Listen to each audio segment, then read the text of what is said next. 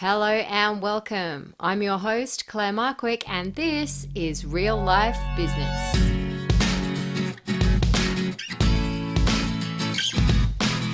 Hey, how are you? Welcome to the show.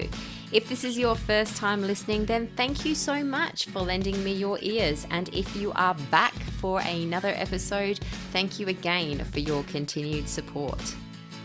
If you're in business and like me, wear many different hats, then this is the show for you. If you're wanting more time, more money, less stress, more control, this is the show for you. Join me each week for a blend of conversation and solo episodes where we get real about business and talk about how best to navigate that emotional and financial roller coaster we find ourselves on without driving ourselves mad. This isn't your average small business podcast, but then who wants to be average? You ready? Let's get into it. Now, before we do, I just want to let you know of a unique opportunity I have open right now. I am in the midst of developing the Real Life Business Hub, an online platform combining self-paced business development content with regular group coaching calls and expert masterminds. I have a small group of business owners in there right now working through the content as I upload it and guiding me as to what would be really valuable to have in there. Now, I have a limited capacity for a few more beta hub members. So if this is something that you are curious to find out more about, head on over to reallifebusiness.com.au/hub to find out all you need to know. All right, let's get into the episode. Hello. Welcome to episode number 32 of the Real Life Business Podcast, where this week I am really excited to be chatting with Roslyn Clare. Now, Ros is a professional photographer and educator who has been photographing families and couples for over 10 years. She's based in Tumut in the beautiful Snowy Mountains, a place where I also call home. In this episode, Ros shares her business story from first picking up a camera to where she is now, with a loyal client base, a beautiful studio, and a passionate community absorbing all her life and business lessons. Ros also talks openly about how motherhood changed both her life and her business, and not for the better in the first instance. She shares the turnaround, proving that even in our darkest times, there are opportunities there if we choose to see them. I know you are going to love this conversation, whether you have had Ros in your world before or not. So sit back, relax, and enjoy. Thank you so much for joining me on the show today, Ros. I've been so excited to have you on because, I know certainly for our local business community, you are such an inspiration to so many people, and I'm not even sure you even realize the full extent of that. So I am thrilled to have you on. For those who haven't had the pleasure of coming across you and having you in their life, why don't we start by you sharing a little bit more about what it is that you do? Oh, I didn't know. You're so sweet. I didn't know you were going to say that. Thank you. I'm really excited to be chatting to you today. And I know that we've spoken about this for quite a while. So I'm so excited. So I'm Roslyn. I'm a photographer in Tumut. I have a full-time business and I mostly photograph families and weddings and branding sessions for small businesses around the local community. I've been full-time since 2017 and been shooting for about 10 years now. So yeah, that's in a nutshell. Amazing how the time flies, hey? Yeah, it does. I guess there's so much I want to ask. There's so much I want to get out of this conversation. I don't even know where to start. But what was it about photography that made you start to think about creating a business around it? Yeah, I'm glad that you asked that question, actually. So I said I've been shooting for about 10 years. So I was about 18 when I first picked up a camera. I was gifted one for my 18th birthday.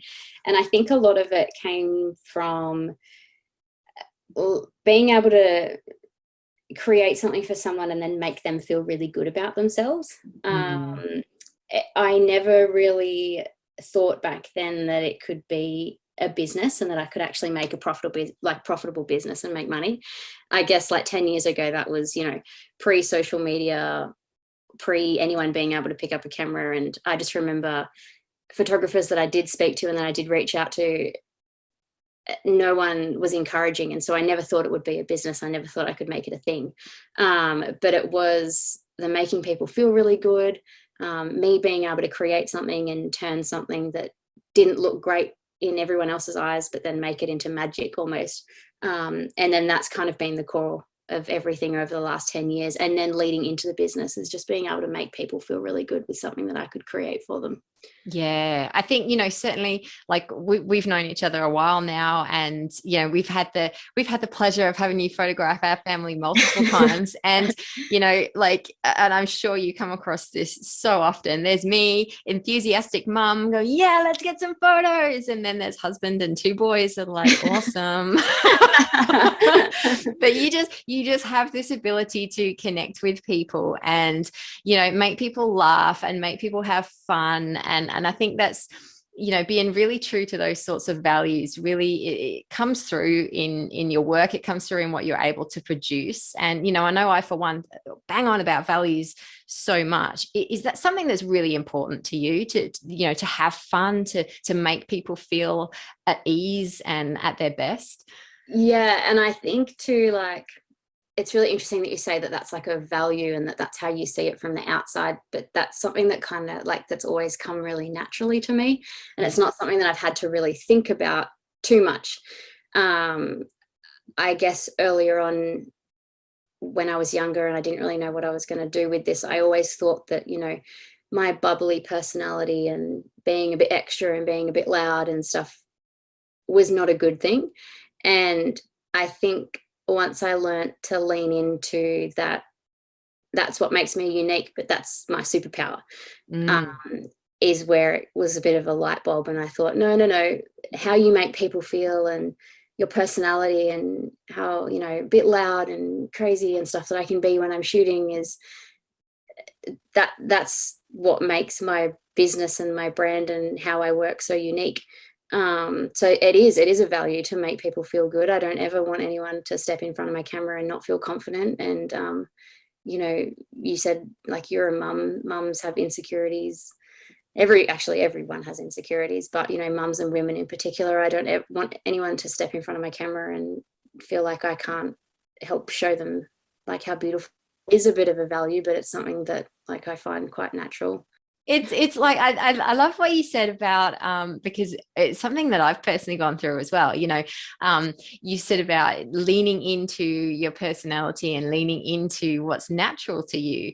Because, certainly for me, I know coming from like an accounting background, like I felt like I had to be very prim and proper and professional and correct and to the point. And I felt like I didn't fit into the business molds. Like when I started to think about going out into business on my own, I'm like, oh, geez, I've got to grow up. I've got to suddenly become an adult and be a bit more professional. Did you like go through that as well? Like when you say lean into your personality, what have you learned about yourself through doing that? Yeah, well, I find that really interesting that you say that from your experience as an accountant, you feel like that was not like you had to quote unquote change to be a business person. Whereas though me looking into you, I would have thought, oh, no, you already know how to do that. You like Claire already knows how to be professional and, all those things. But you're right. I have struggled with similar things in the past where I thought, oh, I have to be a little bit extra fancy, or I have to be doing X, Y, Z, or talking to these people or friends with these people to be, a successful business owner. And it's just really not the case.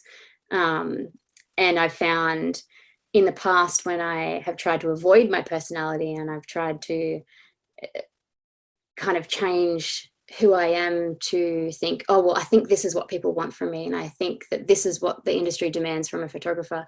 It's never worked out in my favor.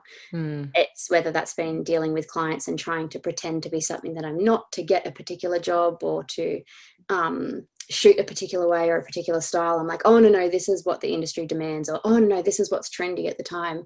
It never works. And it just going that way has never made me feel really good. And so like learning to lean into my personality and go, well, what you do and who you are is enough and you can still be successful. That only has happened in the last couple of years. And success, I guess, and having a quote unquote professional business means something different to everyone.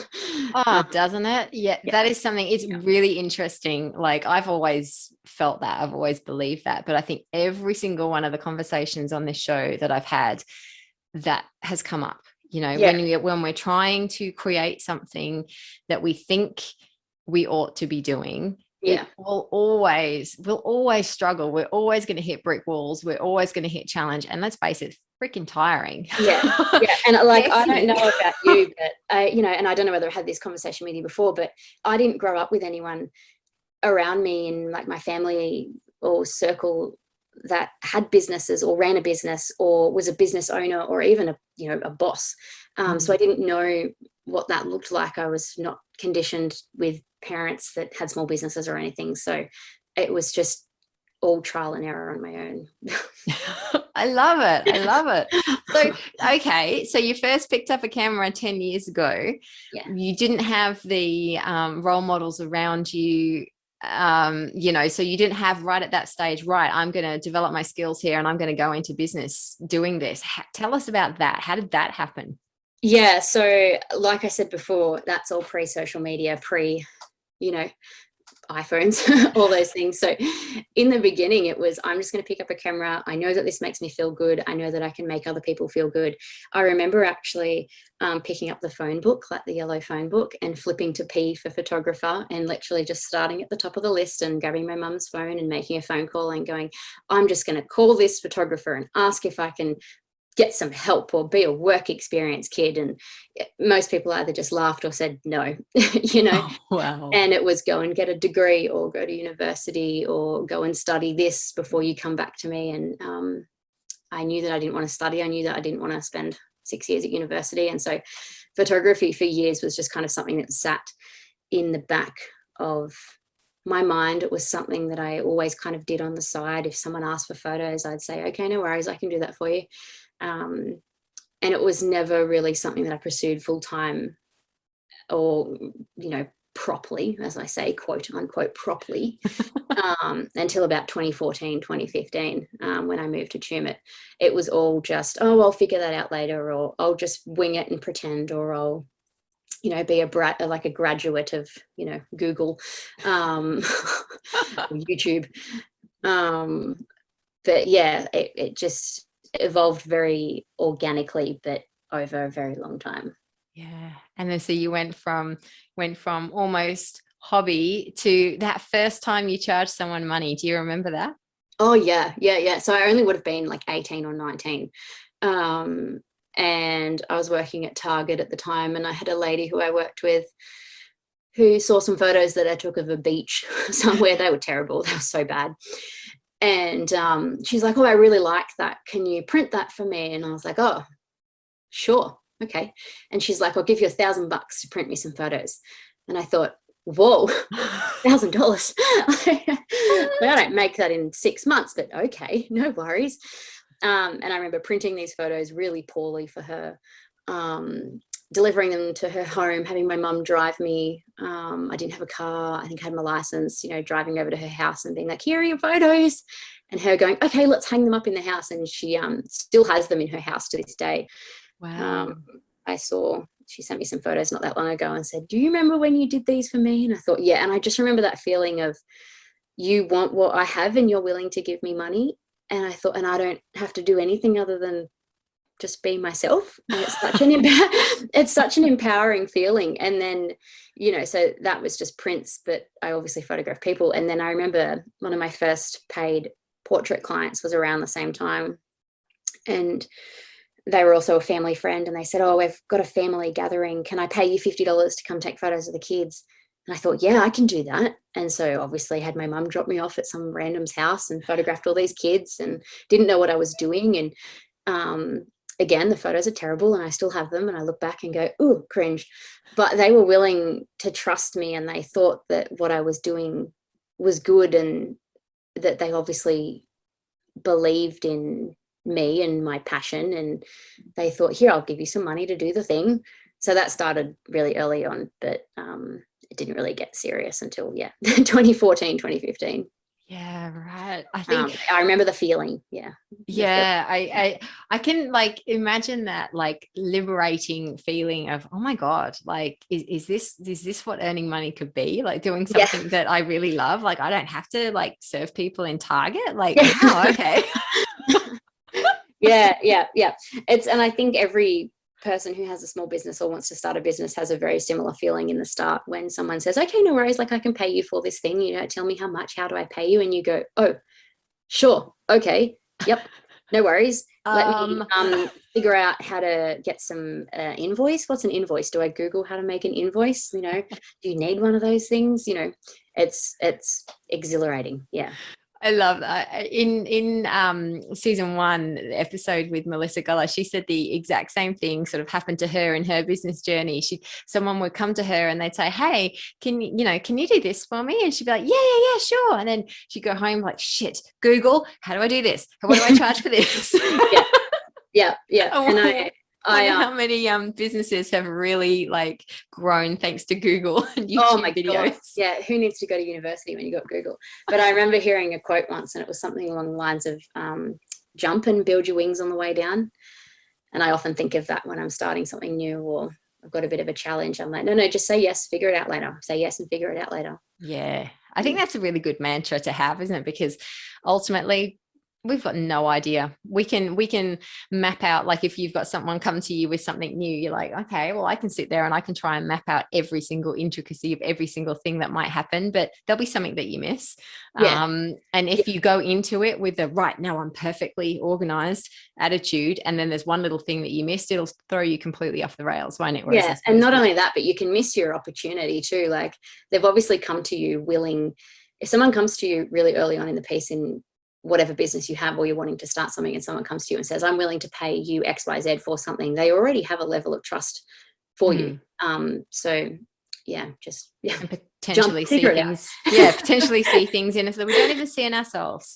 Yeah, you're absolutely right. Yep. Now I remember, I think it was the very first. I think it was the very first time you came and took photos of our family. You were pregnant. Ugh. So From mum and dad. Was it your mum and dad? how has motherhood changed how you run your business? Because I certainly know that I can have an amazing day planned. I've got so much stuff planned in client sessions or trainings, or I'm doing recordings or whatever it might be. And then I get a phone call from school that one of the boys is sick and I've got to go into town and pick him up. It can completely derail things, can't it? But Yeah. how's it changed how you operate in business? Yeah. It's a loaded topic, isn't it? It's a massive question. Yeah, I love it though. I love it. So my daughter was born in January 2017, but she was born 7 weeks premature. So prior to her being born, I had other jobs. So I was working in retail, cafe, barista, pouring coffee, all the things, random stuff. And then she was born premature while we were away on holidays. And quickly, within the weeks and months after her birth, I fell very deep into postnatal depression, post-traumatic stress after her, all the things. Photography, let me backpedal. Prior to her being born, the business was part-time on the side with me still working a normal job. Mm-hmm. And when she was really young, first couple of months, I wasn't really shooting a lot, spending a lot of time at home. And I kind of just fell into this like dark depth of postnatal depression. And I know a lot of people who will probably listen, and you yourself may even have, a bit of history there. And I know a lot of people do. But photography for me at that point was the only thing that I felt at that time let me escape from her and how bad that situation was. Wow. She has complications with her health. She has a rare genetic condition. She was a very refluxy baby. She still doesn't sleep. She was a devil sleeper. And so photography for me at that point was my biggest escape. And I remember having a chat to Ray about it. She would have been only 3 or 4 months old. And he's like, you need to do this now. He's like, you can't go back to work. You need to be doing like your photography full time now, or it's never really. Yeah. And so it was basically just, okay, no worries. Let's get you some childcare. Let's get some daycare, and let's just dive head first into this because I need something away from you. And I look back at my work in that first, 12, 18 months after she was born. And I don't like a lot of that work. And I don't like the way that I was shooting. And, I guess for people who aren't in the industry, like the way that I was editing and the way that my work looked. And I think that's because I was in such a bad headspace with being a mum that it was coming out in my work. And it wasn't really until I kind of came out of that, postnatal depression phase and got some help that my work kind of started to shift and change. But I look back at a lot of things from that time and go, you were not in a good headspace, and it reflected in my work. Wow, And that's really just interesting. That's fascinating. I think it's I mean, thank you for being so I can talk about babies that don't sleep all day. I have to say, you would hate me because I have to say, like, both our boys were exceptionally good sleepers, and it's never anything that we've been particularly challenged with. Thank God. Don't get me wrong, like, we've had you have like teenagers now, like we have our fair share of challenges. Yeah. Like, it's not that it's been challenge free, it's just we haven't had the sleep thing. Yeah. Yep. So what do you think, like, what do you think you learn about yourself during that time then? I think something that I learned early on was to be really open and honest with my journey as a new mum, and not be afraid to share that with my clients and my audience online. So I've always kind of had a relatively personal brand, like my business is me, my name is me. And I've always shared about home life stuff, but it wasn't really until I was in those dark months that I obviously needed an outlet creatively for my photography, but it was that I can also help people by leveraging my audience, speaking about my experience, writing about my experience, and that I can help other mothers, not just in photography, but by just being an open, safe space online for them as well. Yeah. And so I found that I'd always been so resistant to, like, I guess, being honest with my feelings and being open with all that sort of stuff. And I thought, well, look, I have this tiny baby.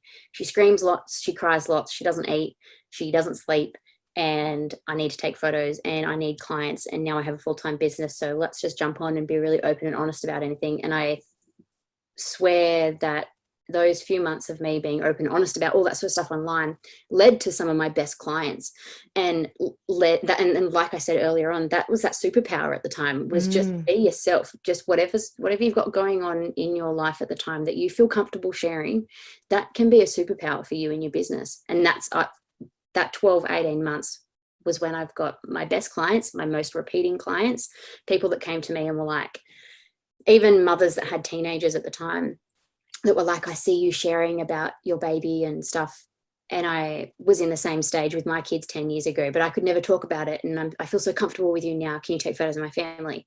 And I thought, all I'm doing is just blabbering about how my kid doesn't sleep. And I have all these people that are like, I trust you now. I trust you. And I'm like, what?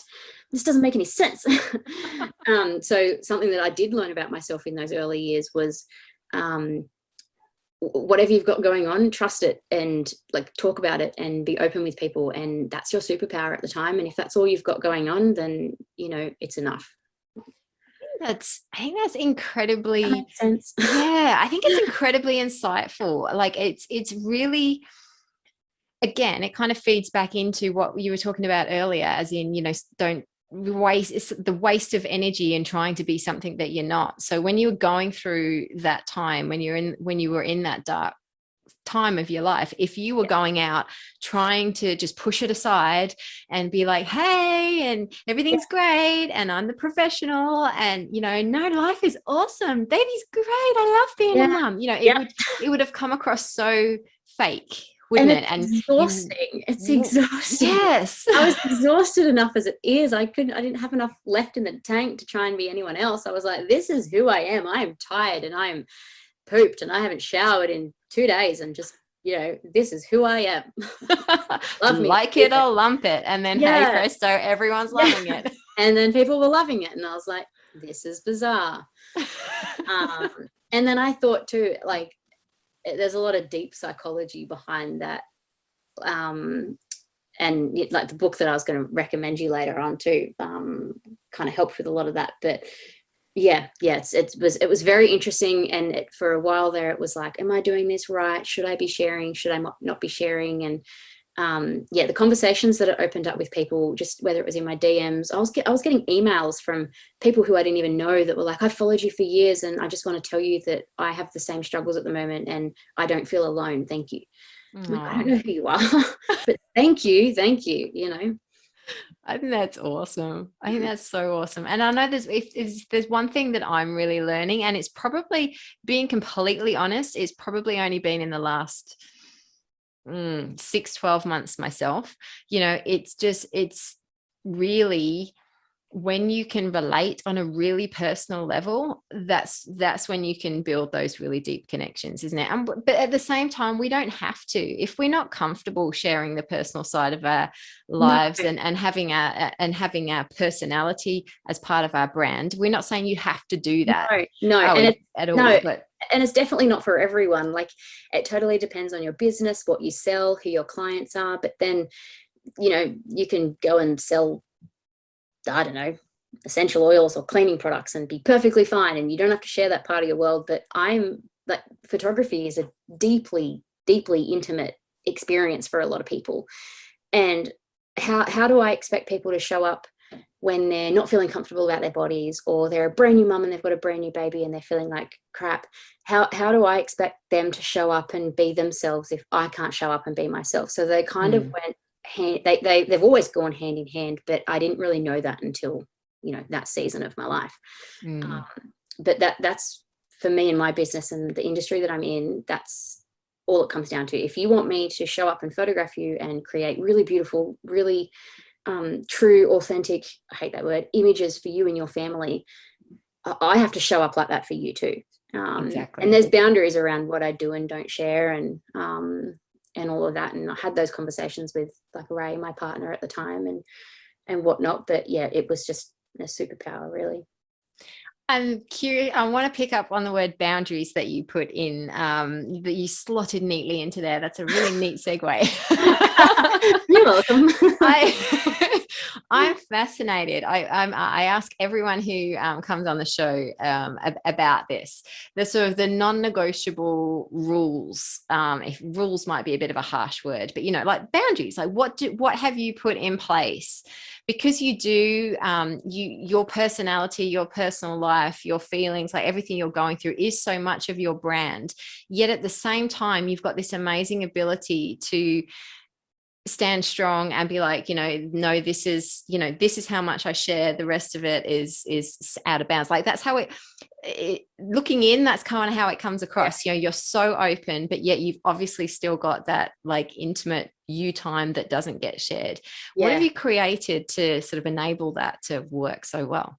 Well, I love that you can share your experience from the outside looking in, and you obviously knowing my business quite well, what that looks like, because sometimes I will think, am I sharing too much? Am I not sharing enough? So that's good. But yeah, boundaries, also a hot word at the moment. I think boundaries are not a one size fits all, and rules for your business and your life are not a one size fits all. I think starting to start with the people that are closest to you first. So whether that's a partner, husband, wife, kids, your best friends, start with them. Start with the very smallest circles, and you need to listen to the people that are closest to you as well. Like, they will tell you what you should be doing better and what you're like, where there are cracks. Is it the kids that are saying, Mum, do you have to work every weekend? Or why do you have your phone at the dinner table? Or is it just another phone call, Mummy? Or is it your partner or your husband that goes,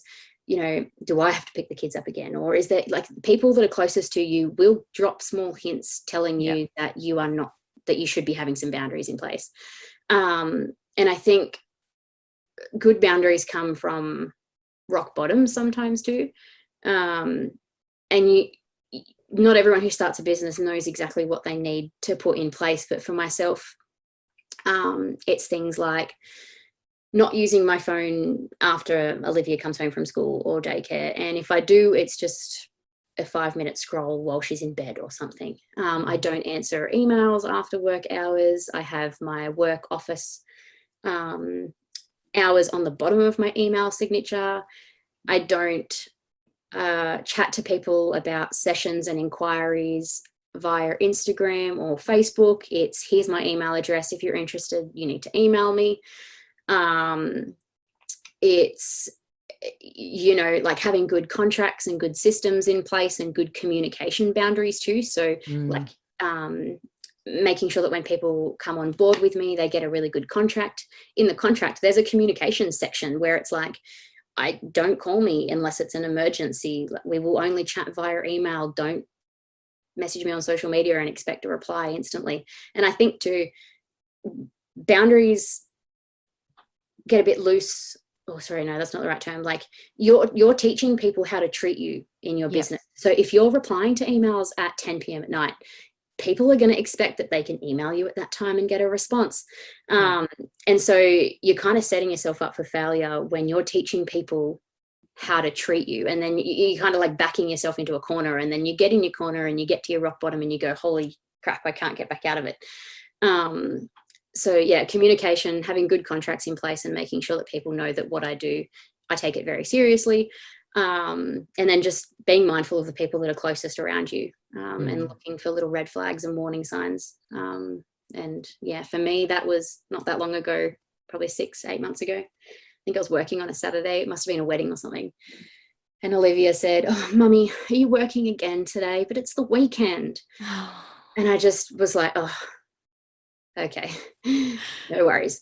And she's almost 5. And so when she was little, weekends weren't so bad. She didn't really know days. Yeah. But now she goes to school all week and she goes to daycare all week and she gets to the weekend, and that's our time.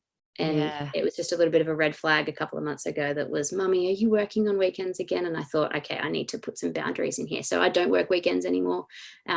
Next year I won't be taking on any weekend work. So it's just, it is what it is. Make a rule, stick to it. I love that. That's quite a big thing, isn't it? Like at the start, when you talked about what you do and what you photograph, you photographed a lot of weddings previously, and weddings are typically on weekends. Not all the time, but typically. So that's a really big step, isn't so it? weddings I can still photograph on weekends, but I think my busiest year with weddings, I think I shot 24 or 25 weddings in 2019. I think was my biggest year.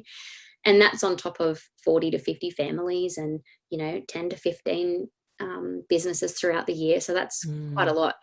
And the flip side of that is not taking on too much work, pricing yourself accordingly, so that you're not overbooking yourself, and maybe like increasing your, and I have done this, like increasing your pricing slightly to be able to take on less work, but still make the same, if not more money, and to be able to have the capacity to have things like weekends off and stuff.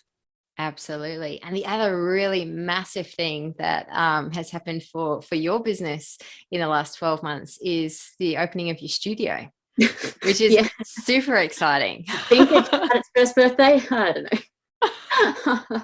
That's crazy how the time flies. Open a studio during the pandemic. I've seen a lot of really good businesses pop up during a pandemic. So, Yes. That was about 12 months ago. Yep. Opened a photography studio in the heart of Tumut. I'd always wanted a space, but in small communities, there's not always spaces to rent and spaces to have. I think the opportunity just came up just to have a look at something. I'd driven past it a few times and thought, the light hits on those windows really nice in the morning. I wonder what it would look like on the inside. And stepped foot inside it. And I said to Ray, oh, yep, this is going to work. And he's like, are you sure? I was like, yeah, I don't know. Okay, let's go. And it's been incredible. Yeah, the studio is beautiful. I love having a space away from home. Yeah. Yeah. And it would, even though like, because I know that there's certainly a lot of solopreneurs, entrepreneurs who sort of work from home that are in the audience and in the audience, in listening in.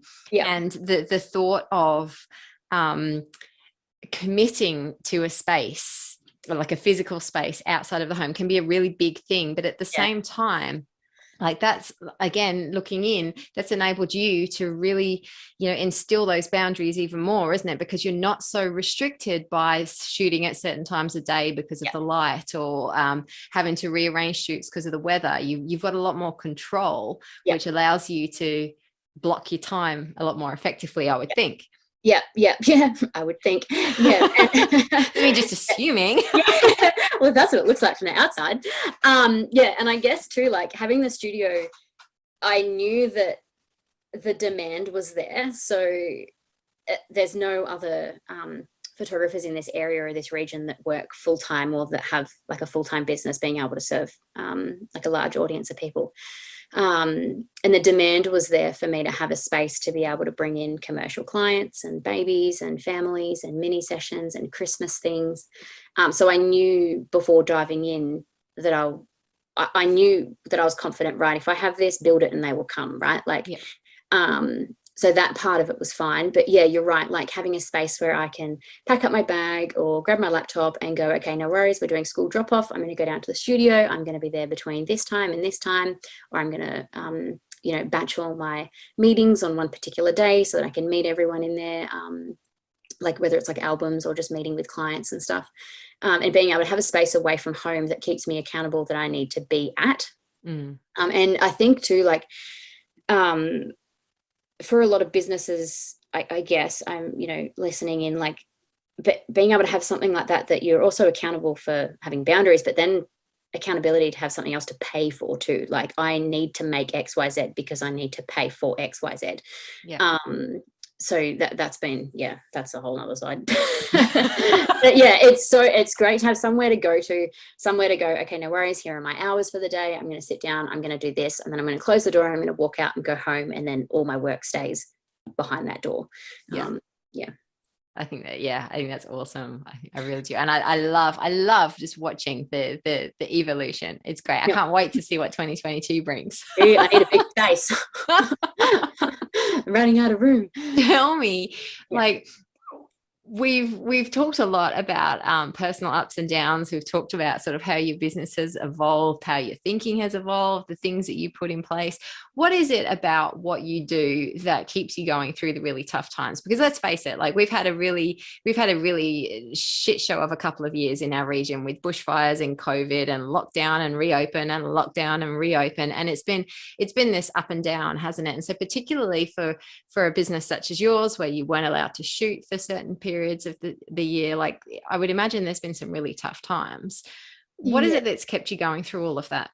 Yeah, that's a really good question. I guess the very first thing that comes to mind when you ask what's kept me going is learning to stop and learning to embrace quiet times and go, well, maybe I do just have to not work for 6 weeks. Maybe I need to up my game with education. Maybe I need to jump back into some of those courses I purchased years ago and rewatch something. And instead of kind of panicking and floundering around trying to, keep work or keep clients or go, no worries, this will pass. It's only going to last this long. Let's be useful with my time and not waste it. Like messing around and stressing about it too much, and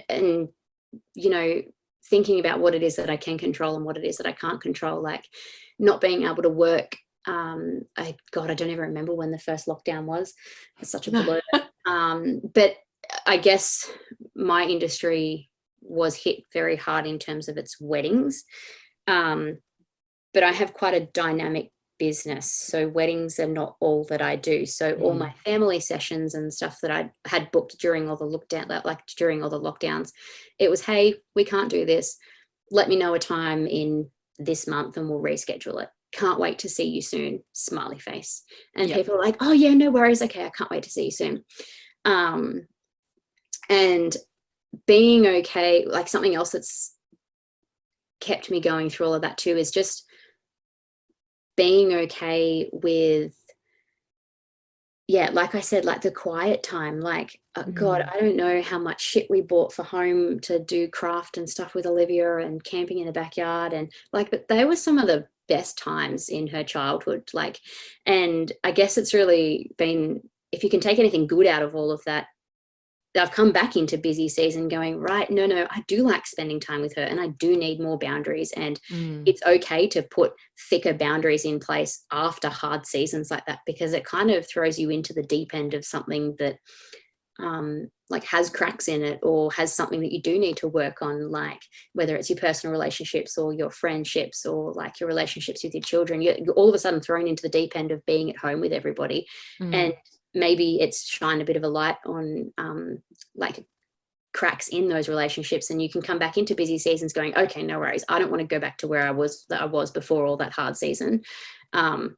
Next time this happens, if it happens again, it's not going to be hard. Or like, does that make sense? Yeah, Like, it does. It does. And like everything is hard. Like being in lockdown is hard. Not being in lockdown is hard. Like having a really busy business is hard. Having a really quiet business is hard. It's all hard. It can all be shit, but you have to be able to take good things from bad seasons and just apply it to the future. And yeah, Move forward. That makes sense. Yeah, no, it really, really does. And I think you're absolutely right. Like hit the nail on the head, in as much as sometimes it takes a bad season or a challenge or something, a bit of shit thrown in our path to make us aware of the cracks that we might not otherwise have seen. Yeah. And I think, it's certainly something that I'm taking on personally as well, like to be comfortable in the not busy. Like we don't have to be flapping around doing stuff all of the time. And it, that doesn't mean that we can't have a successful business. Like, we don't have to. Making money and having a successful business doesn't equal 24/7 hustle, I think is what I'm trying to get at. No, it doesn't. No. And hustle's such a nasty word. And yeah, it is. And I think for so long that whole like, you got to be busy, you got to be doing something, you got to be switched on all the time is like, if you want a successful business, if you want clients, you need to be switched on, you need to be doing all these things. And it's actually the polar opposite. Like I have found a lot of success in some of my quietest quote unquote seasons and moments, because you allow yourself space to bring in like new clients or see areas where need improvement. And if you're constantly running at 100% all the time, you have no time to slow down and see those things around you that are needing attention. So quiet seasons like what we've had in the last 18 months have been a blessing in disguise if you're just willing to be open to receiving it as a blessing. Absolutely. And that comes nice full circle, doesn't it? That it all comes down to how we choose to look at it, essentially. Yeah, your perspective is absolutely everything. And it doesn't matter whether you have a new business and you're making $5,000 or you're a six-figure business and you're making $500,000. Your perspective is everything, and there's hard seasons no matter what. And if you choose to constantly look at all the hard stuff and the shit stuff, and that's what we're going to get more of. Yeah, exactly. That it sounds so woo woo when you talk about that sort of stuff. And early on I used to hate people, and they're like, look at the good and don't receive the bad. And I'm like, whatever. But now I'm like, it's just so true. It's just so true. It is, isn't it? Like you can take away the woo woo. Just think about, like women listening, like who are mums, think about when you're pregnant, your whole world revolves around being pregnant. Suddenly you look around and every second person you see is pregnant. And that's not because there's more pregnant people around. They've always been there. It's just what you're focusing on now. And that's what you see. And so when you're focusing on the doom, the gloom, the shit, the negativity, it's so bad, yada yada, that's what you see. But when you focus on the like abundance of, this is great, I've got all the time I need, I've got all the clients I need, and surrounding yourself with people who think the same or think higher than you. Like surrounding yourself with people who are either 2 or 3 steps ahead in business, who are, quote unquote, more successful, whatever you think is successful. Surround yourself with people who are further along the path than you, and the conversation will be a whole lot different. Yeah, That's massive, because we can be so easily dragged down, can't we? And it's not always, what I found as well, it's not always intentional. It's not always like, you don't go to coffee with a group of old friends and their intent is to drag you down and like, make you feel ashamed about how your business is going, or doubt how your business is going. It's not their intention at all. It's just, that's where they're at, and that's where you're at. And that's not me saying that you or I are above people either, but I totally understand what you mean. Like, you've got to surround yourself with people who are going to energize us and lift us up, as opposed and it's to learning to be confident with whatever it is that you do and whatever it is that you sell. And back to the core values, if you're confident in your values, in your boundaries, in what you're selling, or what you're like, your business, like literally like what you're selling, if you're confident in that and you know that it's good, literally like nothing will get in your way, whether it's a hard season or comparison or someone else. When you're just so confident with what it is that you bring to the table, other people's opinions just don't matter. Exactly. What is it? People's opinions don't pay your bills, and they don't buy me coffee, and like, it's just you need your coffee. Yeah, I need my coffee. 10 a day. No. Oh, I love it.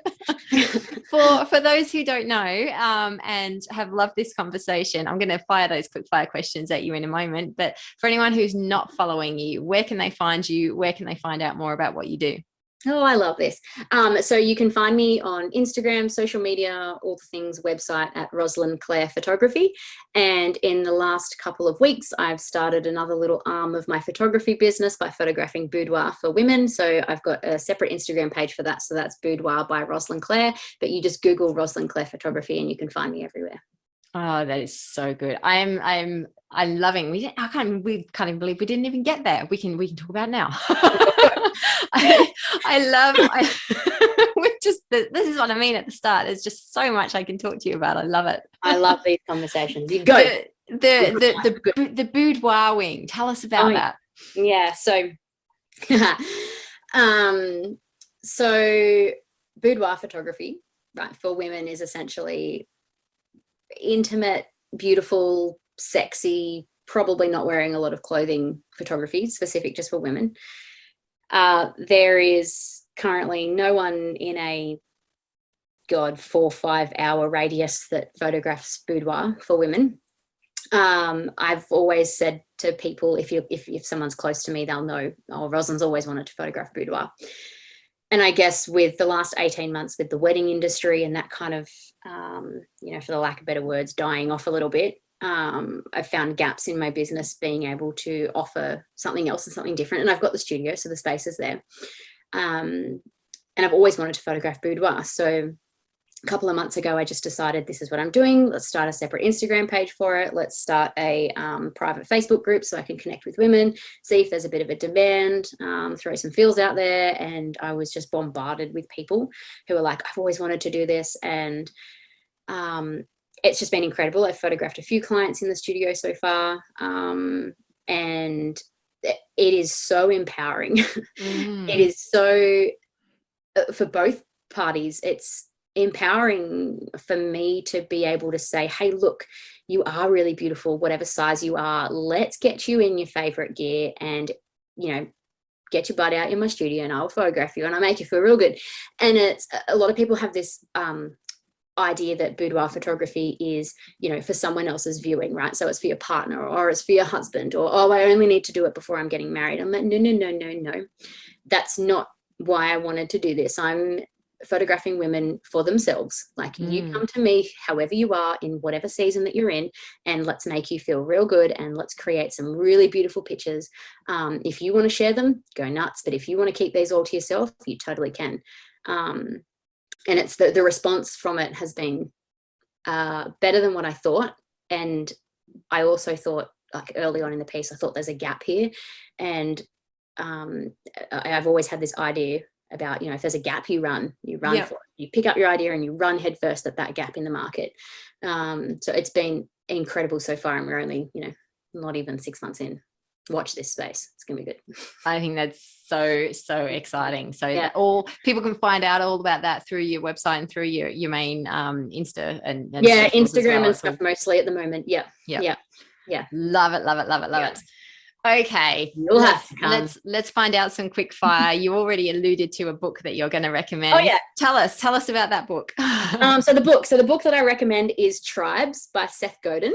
I don't know whether anyone's recommended you this book before. I don't think that one's come up, but I have read that one. Yep. Have you? Oh, yeah. Good. Anything by Seth Godin is incredible. But when I started chatting to you earlier about having a really personal brand and sharing a lot of your journey and embracing that, this book kind of just solidified the ideas that I had in my head as to why that worked, how that worked, and how I could leverage it to, have a more successful business. Essentially, there's a lot of like aha moments in that book, and I've read it a couple of times and highly recommend for anyone who just read it. Wanting to build a community, wanting to connect, build deep relationships with clients and networks around us. And how to do that effectively. And he writes really like dot pointy, really small kind of nugget information. I digest that really well.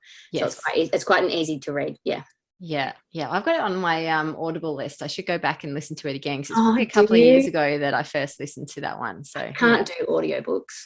No. I need to be able to like highlight and stick and fold pages and You see, I listen to all my books on Audible first, and then those that I really connect with, then I buy the paper version to do just that. No, that's a good idea. Yeah, but I know that I'm not going to say I'm too busy, I don't have time, because that's a fallacy. I just don't prioritize reading a book, whereas I will listen to a book like when I'm driving or when I'm pottering around. So yeah. I love it. As long as you're digesting it, that's fine. Totally. Yep. What about, I always find this a really interesting question. What about a piece of tech or an app or a piece of software that's changed how you do business? So two things came to mind. One, really quickly, Google Calendar. Don't underestimate the power of Google Calendar. Just having different colors for different notes and actually having a calendar on my phone and not in paper has been a game changer, but I'm well behind that curve. And the second thing that I thought of was having a really good CRM for your business. So like a client relationship manager. So managing all your leads, or your emails, or your contracts, questionnaires, communication, file sharing, all the things. I use one called Studio Ninja. It's specific for photographers. But another good one is Dubsado. So it's an American-based company, and if you're offering a service-based, if you're a service-based business, it's a must-have. So gathering all your clients together, they're all great. But having something like that to manage all your clients, all your meetings, and all your things in one place is a must-have. I absolutely very intuitive, and they sync with all the things, and love it. Wherever you can put systems and automations and simplifications in place, I love it. It doesn't have to be. A lot of people that I've spoken to in the past about automations and systems and stuff think that they're too robotic, or they're not personalized, or I have friends in the industry, they're like, oh, I could never send out automatic emails. And I'm like, why? You're doing your clients a disservice by not sending them out automatic emails. Are you going to type out emails to 150 clients every single week? No, automate it. Put a cute personal message in there, add a smiley face, and they won't even know the difference. Absolutely. I have so much to talk about that. that could be a whole other conversation. Sorry, these are meant to be quick fire. Go. I am shocking. Like I talk too much. I can't. A quick fire it just doesn't work with me. What about, leave us with, if you could give your teenage self one piece of advice, just one, what would you tell yourself? It would definitely be leaning into what makes you unique, and that truly is your superpower in life and in business. I struggle with that. If I could go back and tell myself who you are and the personality that you have is exactly your ticket to success, lean in straight away. I love that. I absolutely love that. And I could not agree more. I've got 3 projects at the moment on with, or potentially with, school leadership programs. And that's like the ethos of what they're all built around, understanding what our superpowers are and leaning into them. So I could not agree more with that advice. I love it. Yeah. Yeah. Yeah. Roz, thank you so much. All of your contact details will be in the show notes to this episode. So anyone listening in can just click away and find you really easily. And I'd encourage everyone to go and do that. Thank you. It's been an awesome conversation. You're so incredible. Thank you so much for having me.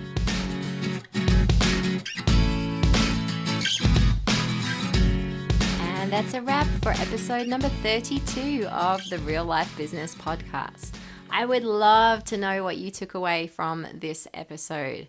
I always love chatting with Roz. She is a personal friend of mine, and as we said through the episode, she has photographed our family multiple times over the years, and I just love her energy and the enthusiasm that she brings to everything that she does. There are so many takeaways for me from this conversation, but I think a few to really highlight. The first being about seizing opportunities. We don't always have all of the answers. We don't always know exactly how things are going to turn out. And as we've spoken about in previous episodes, even if we do know, even if we have got a perfectly mapped out plan, stuff could still happen that's going to knock us off track. Things could still go wrong. Shit happens. Like I say, shit happens so many times. I should make that a hashtag, actually. I'm sure it probably already is one, but I should start including it in my little list. Shit happens all of the time and things go wrong. But what we need to do is focus on the opportunities of those situations. When stuff happens or when stuff crosses our path, what is the opportunity in that moment? How can we take that moment and roll with it?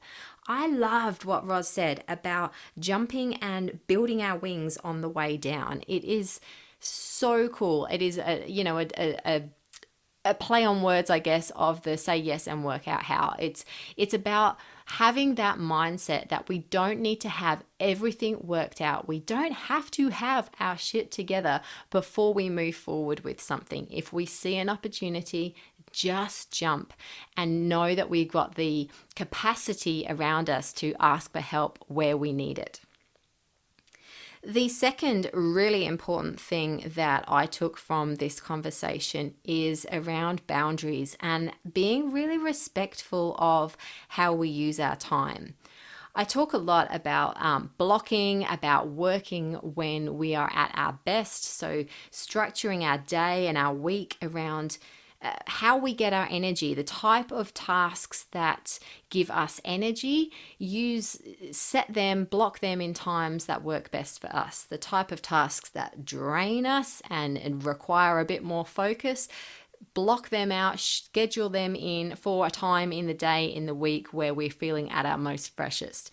And have really clear rules and standards around that we stick to. I wrote about this in a recent recent Real Talk newsletter, where when we make commitments to ourselves, we need to honor those commitments. We need to stop letting ourselves off the hook, because when we do that, we're actually teaching our unconscious selves that we don't trust ourselves or we don't value ourselves, so that the next time an opportunity comes up, that's where all that self-doubt comes from. It's like, well, you can't do that.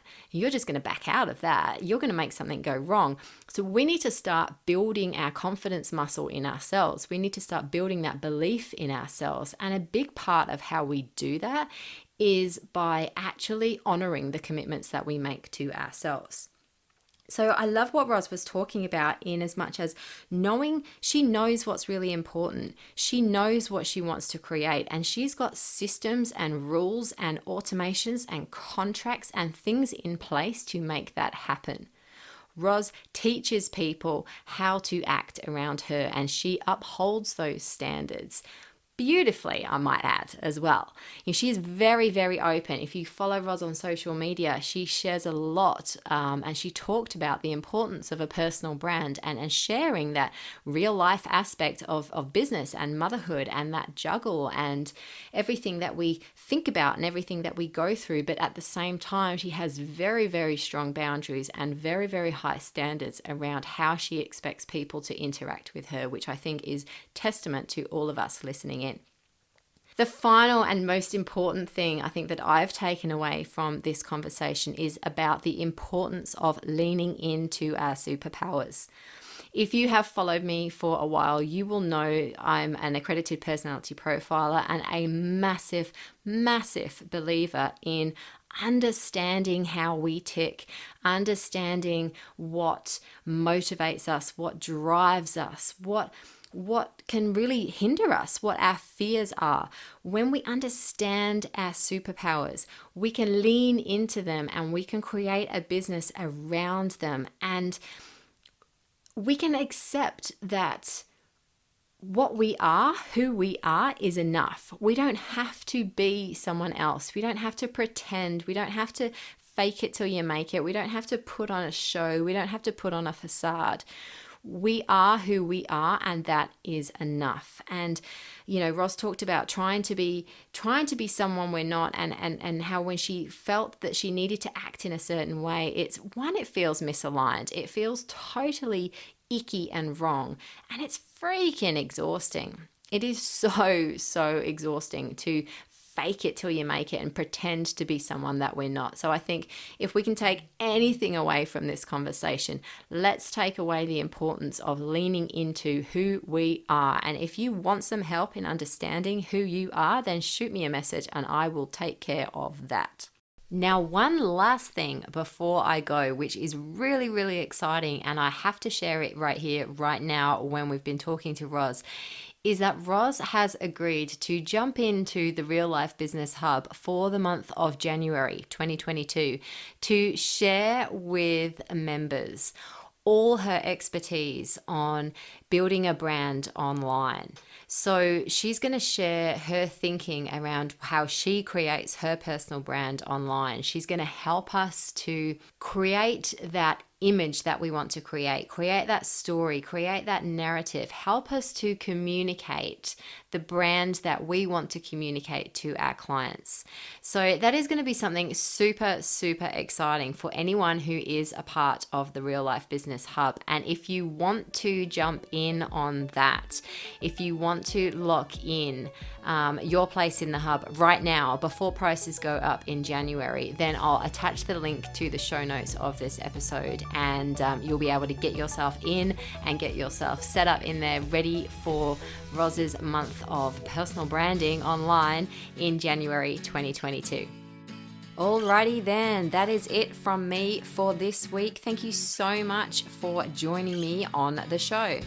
If you're not already, jump on and follow me on socials at the Real Life Business Community. Subscribe on your podcast app of choice or on YouTube so you never miss a new episode when it drops. And get yourself onto my Real Talk mailing list for weekly doses of inspiration, business tips, recommendations, and Real Talk direct to your inbox. All the links to that are in the show notes to this episode.